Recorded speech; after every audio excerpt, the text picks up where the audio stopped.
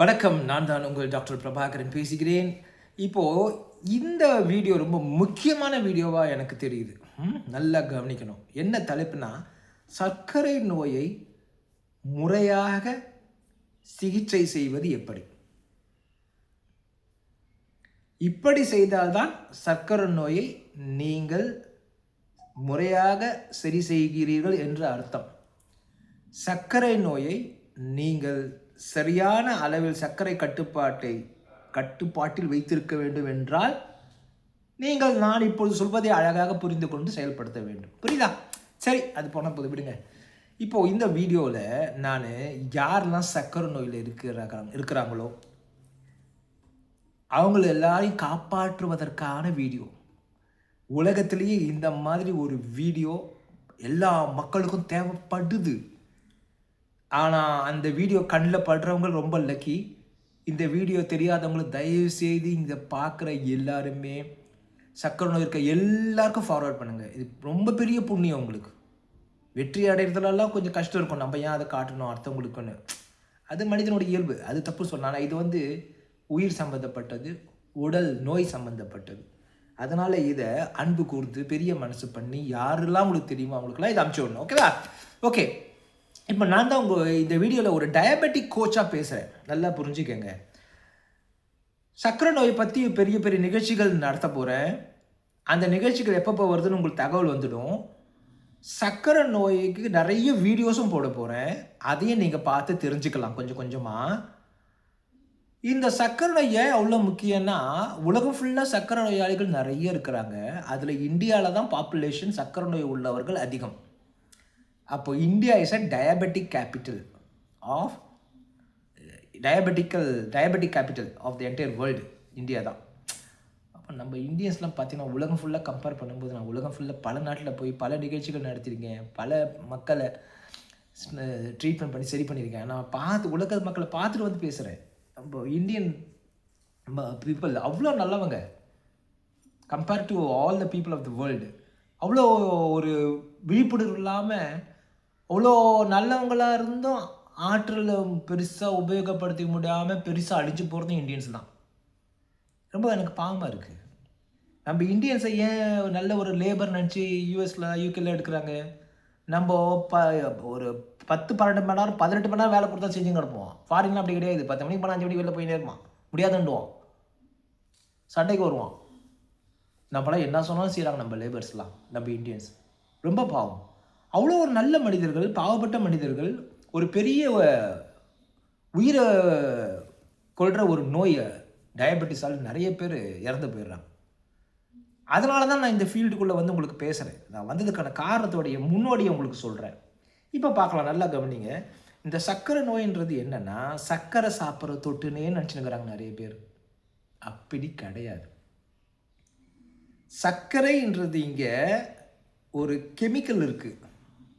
அந்த chemical glucose, fructose, galactose, கூலோஸ் நிறைய இருக்குது. இது எல்லாமே சுகர்ஸ் என்ற தலைப்பில் வருது.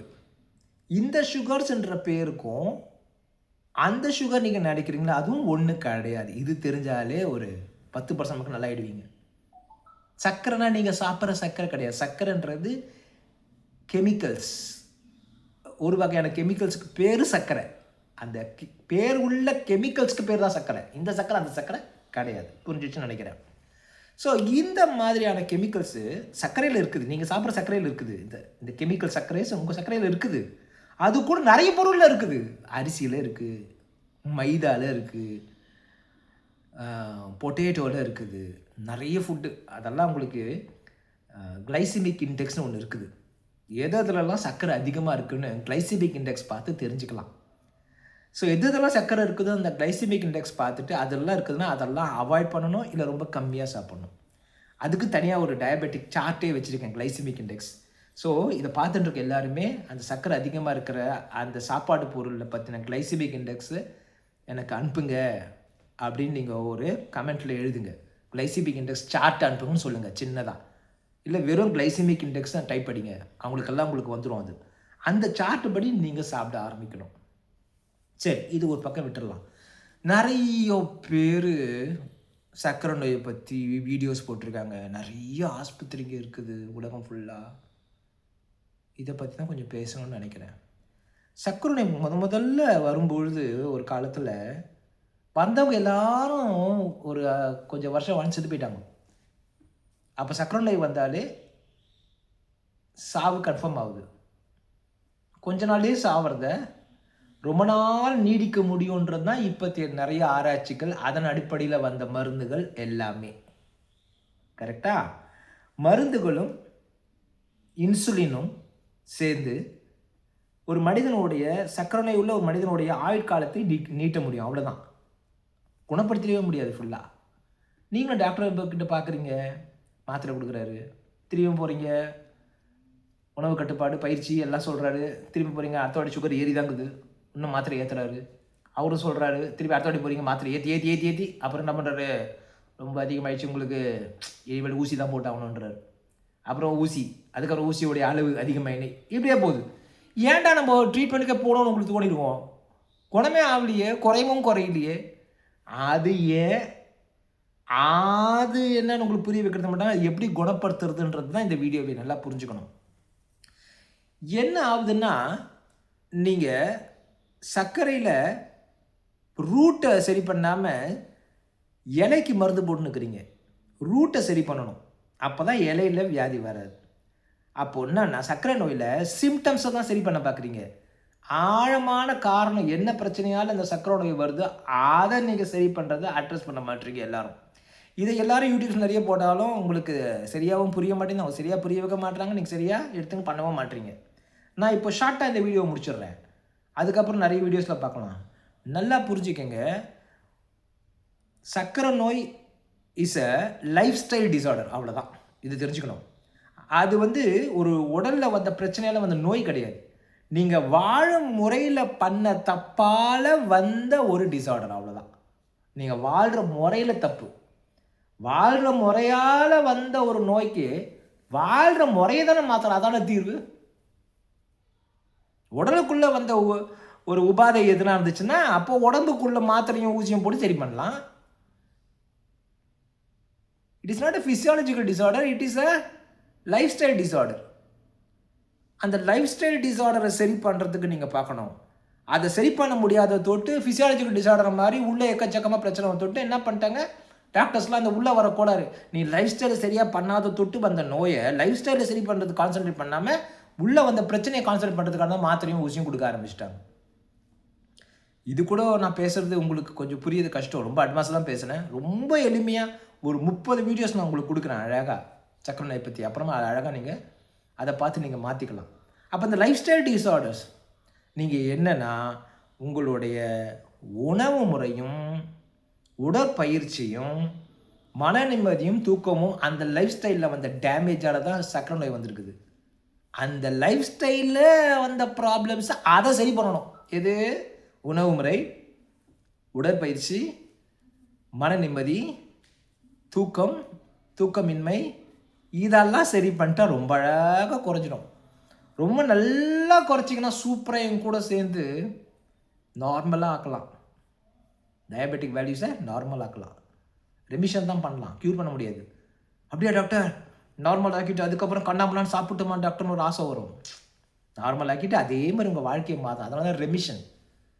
நீங்கள் க்யூர் கிடையாது, ரெமிஷன் பண்ணலாம் அழகாக. அது ரெமிஷன் பண்ணாலே உங்களுக்கு மாத்திரை தேவையில்லை, ஊசி தேவையில்லை, ஒன்றுமே தேவையில்லை. இதை பண்ணலன்னா இந்த நோய் அதிகமாகிட்டே இருக்கும். கை, கால், கண், இருதயம், கிட்னி, கணையம் எல்லாமே பாதிக்க ஆரம்பிச்சிடும். சில பேர் சீக்கிரம் சாவாங்க, சில பேர் கொஞ்சம் கொஞ்சமாக அவங்களுடைய உடலுக்கு ஏற்ற மாதிரி, அவங்க கர்மாவுக்கு ஏற்ற மாதிரியும் சாவு டேட்டு தள்ளி போகும், வயசு தள்ளி போகும். அவ்வளோதான். It's a progressive disorder. Progressive டிஸார்டர்னால் என்ன? நீங்கள் பார்த்துக்கலன்னா கொஞ்சம் கொஞ்சமாக உங்களுக்கு நோய் வந்து வந்து வந்து வந்து விதவிதமாக அஃபெக்ட் ஆகி வாழ்க்கை நாசமாயிடும். ஸோ அப்போ இந்த லைஃப் ஸ்டைல் டிஸார்டரை சரி பண்ணணும். அதுக்கும் தனியாக ஒரு இபுக் போட்டிருக்கேன், diabetes lifestyle modification, the cause and the necessities of handling the டயபெட்டிஸ்னு. அந்த இபுக் எல்லாருக்கும் ஃப்ரீ. யாரெல்லாம் அந்த இபுக் வேணுமோ தயவுசெய்து இபுக் அனுப்பவும்னு சொல்லிட்டு ஒரு வாட்ஸ்அப் பண்ணுங்கள், கட்டாயம் உங்களுக்கு எல்லாருக்கும் அந்த இபுக் வரும். ஸோ அப்போது இதில் 2 முக்கியமான விஷயத்தை என்ன சொல்லிவிட்டு நான் உங்களுக்கு இந்த வீடியோ முடிச்சுக்கலாம். ஒன்று, அப்பா அம்மாவுக்கோ இல்லை தாத்தா பாட்டிக்கோ இருந்தால் குழந்தைக்கும் வரும். அப்பா அம்மாவுக்கு தாத்தா பாட்டிக்கு வந்தது பரவாயில்ல, வந்துடுச்சு. ஆனால் குழந்தை இன்னும் வரல. வரத்துக்கு முன்னாடியே நீங்கள் சிகிச்சை கொஞ்சம் எடுத்தீங்கன்னா, பயிற்சி எடுத்தீங்கன்னா வராமையே பண்ணிடலாம். ஸோ தயவு செய்து யாரெல்லாம் அப்பா அம்மா தாத்தா பாட்டிக்கு இருக்குதோ அவங்கெல்லாம் நீங்கள் வரத்துக்கு முன்னாடியே நீங்கள் அப்பாயின்மெண்ட் வாங்கி பார்த்து கொஞ்சம் சிகிச்சை எடுப்பது முக்கியம். பெரிய லாபம் உங்களுக்கு இதில். இந்த நோயே வராமல் போயிடும் உங்களுக்கு. இவ்வளோ பெரிய லாபம் தெரியுமா? வந்துட்டவங்களுக்கு தான் தெரியும் அதோடைய கஷ்டம். சரியாக சாப்பிட முடியாது, பிடிச்சது சாப்பிட முடியாது, அதிக அளவில் சாப்பிட முடியாது, எவ்வளோ சாப்பிட்டாலும் நிம்மதி இல்லாமல் இருக்கும், கஷ்டமாக இருக்கும், குற்ற உணர்ச்சியோடு சாப்பிட்ணும், இதெல்லாம் உங்களுக்கு இல்லாமல் போயிடும். ஸோ நிறைய பேர் தெரியாது. ஒரு அப்பா அம்மாவுக்கு 4 பசங்கன்னா 4 பசங்களுக்கு வரலாம், 2 பேருக்கு வரலாம், ஒருத்தருக்கு வரலாம், 4 பேருக்கு வராமல் போகலாம். விதவிதமான கண்டிஷன்ஸ்லாம் இருக்குது. தாத்தாக்கு இருக்கும், அப்பாவுக்கு இருக்கவே இருக்காது. அதனால் உன் பையனுக்கு வராதுன்னு நினைக்கக்கூடாது. உங்களுக்கு இல்லாமல் இருக்கான்னு உங்கள் பையனுக்கு வரும். பரம்பரையில் இருந்தாலே வருவதற்கான வாய்ப்பு இருக்குன்னு அர்த்தம். அப்போ இந்த லைஃப் ஸ்டைல் டிஸார்டரை லைஃப் ஸ்டைல் மாடிஃபிகேஷனால் பண்ண முடியாமல் வெறும் மாத்திரையை பண்ணி சரி பண்ணுறாங்க. Which is wrong. புரியுதுன்னு நினைக்கிறேன். இது லைஃப் ஸ்டைல் டிஸார்டர். நீங்கள் சரியாக வாழாத தொட்டு வந்த நோய், வாழாத தொட்டு வந்த நோய், வாழாத தொட்டு வந்த நோய், சரியாக வாழாத தொட்டு வந்த நோய், வாழாத தொட்டு வர நோய் தானே. அப்போ வாழ்றதை சரியாக பண்ணணும் அதானே கரெக்டு. ஆனால் உலகம் ஃபுல்லாக டயபெட்டிக் ஹாஸ்பிட்டல்ஸ் எப்படி ஆயிடுச்சுன்னா, வாழாத தொட்டு வந்த உடல் நோயை சரி பண்ணுறதுல போயிட்டாங்க எல்லாரும். ஏன் டாக்டர் இப்படி பண்ணி விட்டாங்க? அதுதான் அவங்களால முடியும். லைஃப் ஸ்டைல் சரியில்லாதோட்டு வந்த நோயை லைஃப் ஸ்டைலை மாற்றுறது அவ்வளோ சீக்கிரம் எல்லாராலையும் முடியாது. டாக்டர்ஸ்லாம் முடியாது, யாராலையும் முடியாது. ரொம்ப கஷ்டம்.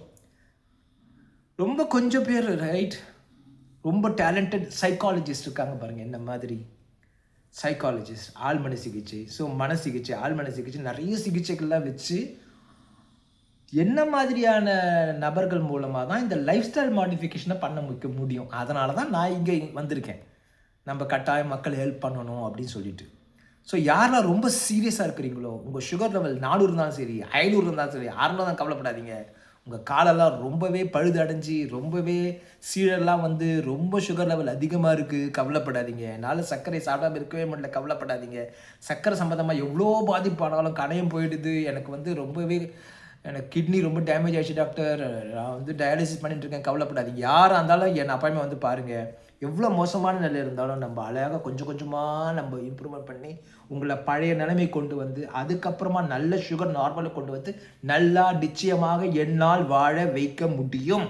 இது ஒரு பெரிய ஒரு சந்தோஷமான ஒரு செய்தி உங்களுக்கு புத்தாண்டு அன்னைக்கு. கவலைப்படவே படாதீங்க. நாம் அடுத்த வீடியோவில் பார்க்கலாம். பாய்.